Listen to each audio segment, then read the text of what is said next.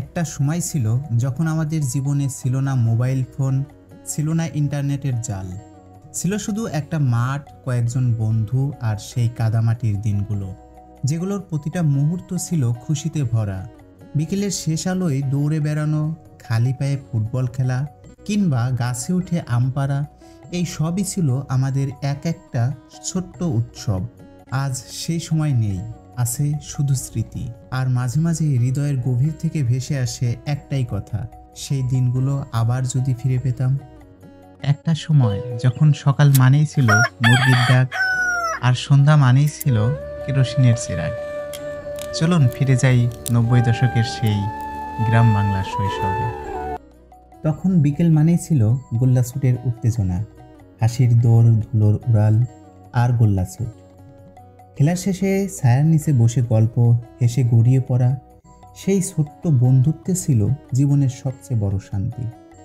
কানামাছি খেলা চোখ বাঁধা থাকলেও বন্ধুত্ব ছিল খোলা আকাশের মতো। কানামাছি খেলার এই ছোট্ট সন্ধ্যাগুলোতে লুকিয়েছিল জীবনের বড় আনন্দ। তখন আকাশ ছিল আমাদের খেলার ক্যানভাস, ঘুড়ির সুতোয় বাঁধা থাকত এক একটা স্বপ্ন, আর বুকের কাটাকাটি ছিল সবচেয়ে বড় যুদ্ধ।